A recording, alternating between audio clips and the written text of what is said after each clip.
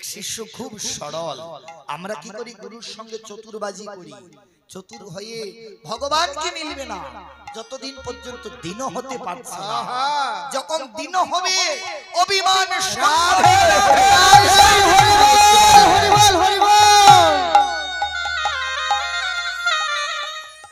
একজন বলছে এক গুরুদেবের তো কত শিষ্য, একটা শিষ্য খুব সরল, মানে সে এত কিছু বুঝে না, তার গুরু ভক্তি অটুট, সে আর কিছু জানে না, শুধু গুরু ভক্তি করতে জানে।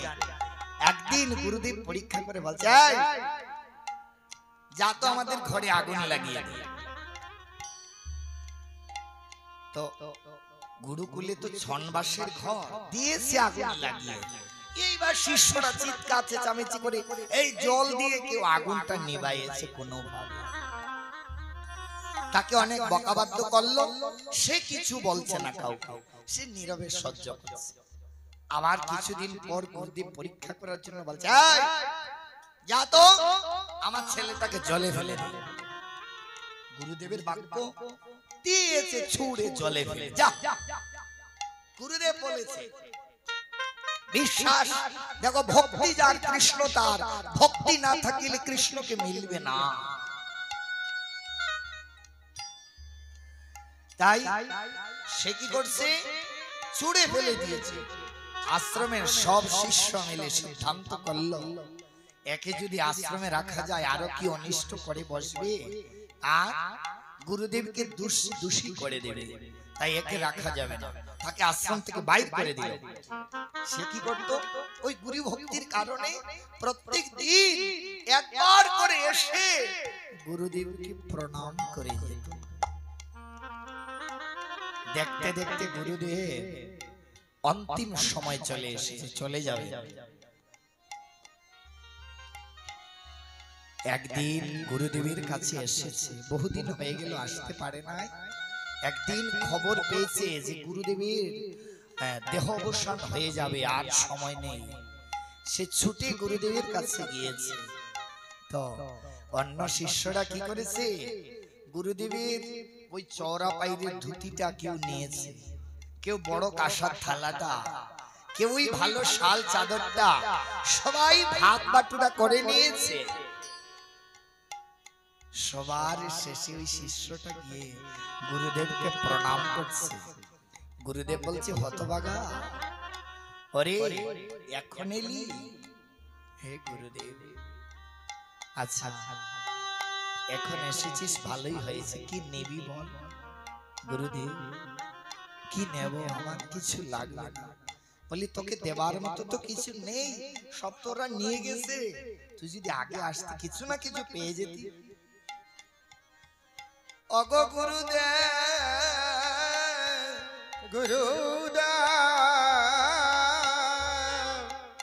এই জড় জগতের ধন দিয়ে কি হবে?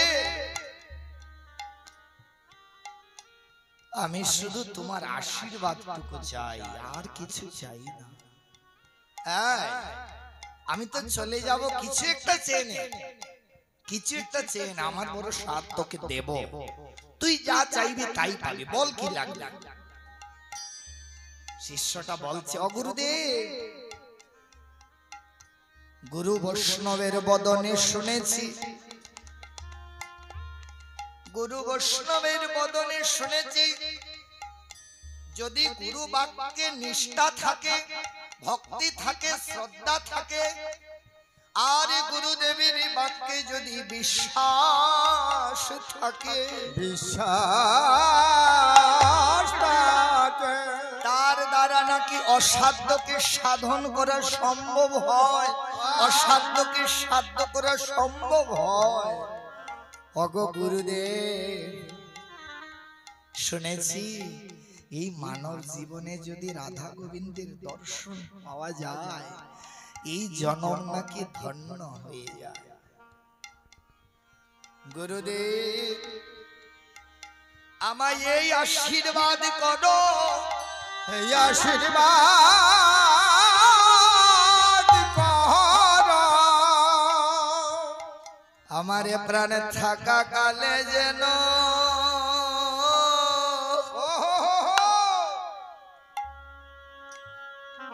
দর্শন করিতে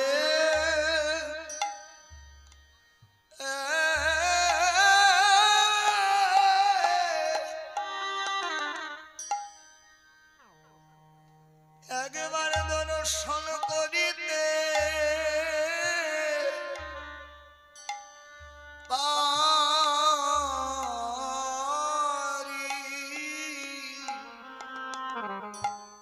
গুরুদেব প্রাণ থাকা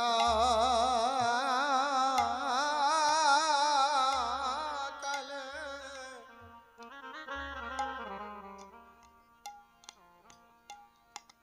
যেন দর্শন করিতে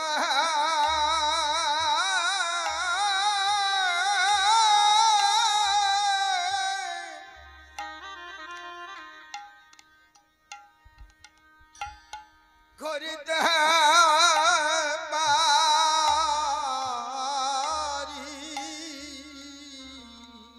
মোদের এই প্রাণ থাকা কালে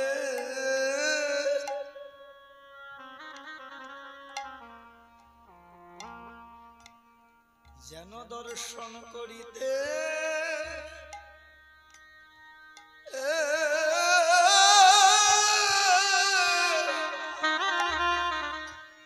একবার দর্শন করিতে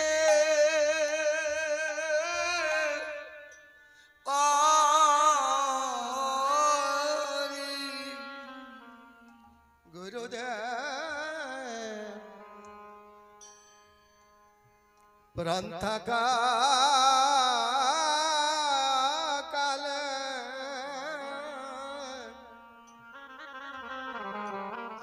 গুরু হরি দর্শন করিতে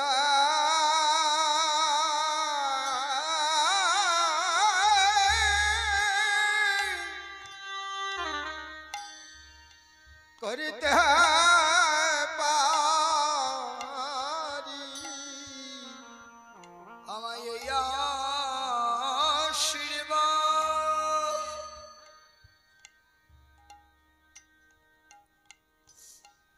আমায় এই আশীর্বাদ রাধে রাধে রাধে রাধে আমায় এই আশীর্বাদ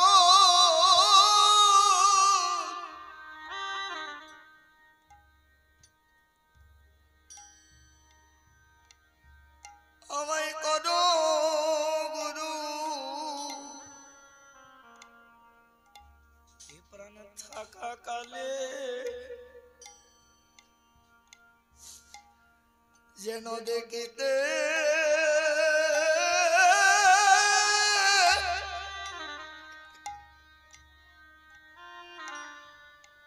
একবারে দেখিতে পাই গো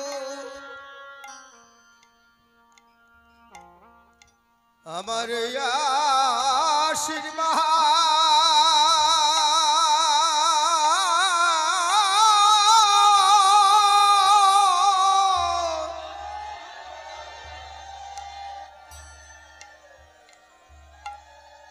আমায় আশীর্বাদ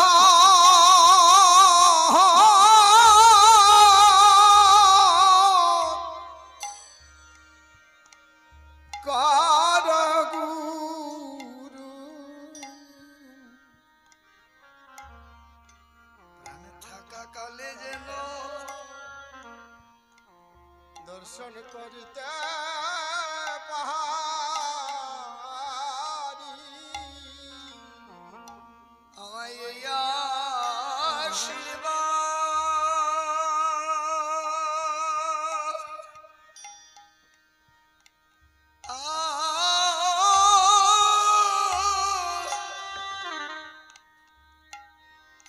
আমায় এই আশীর্বাদ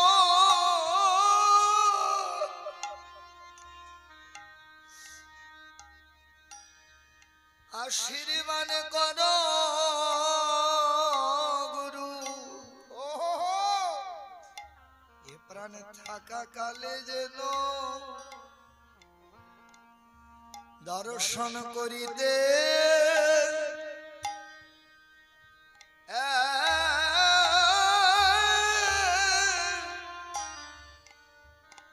একবার দর্শন করিতে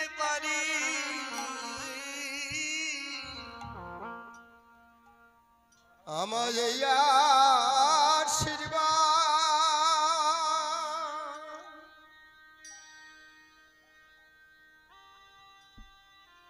এই আশীর্বাদ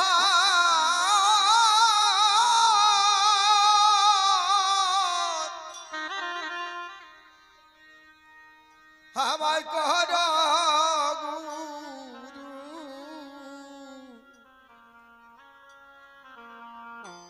প্রান্তকালে যেন দেখিতে পারি ব্রজের রাধা কৃষ্ণ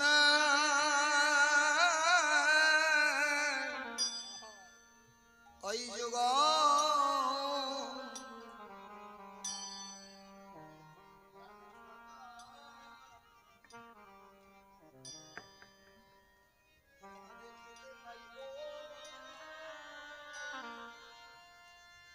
ব্রজে রাধা কৃষ্ণ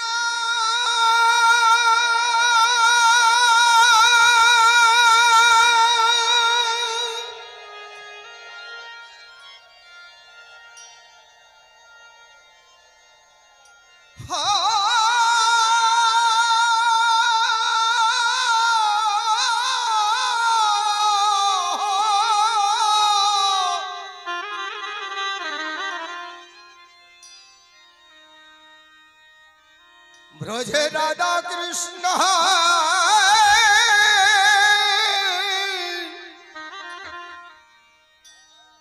যুগল চরণ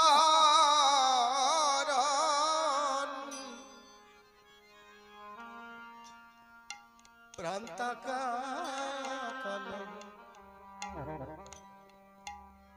যেন দেখিতে পারি আমার অন্য আশা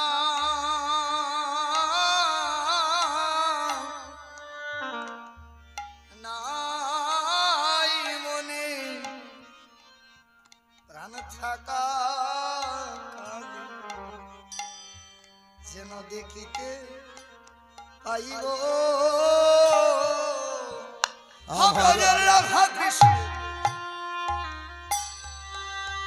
যুগল চরণ প্রাণ থাকা কালে যেন দেখিতে পাই গো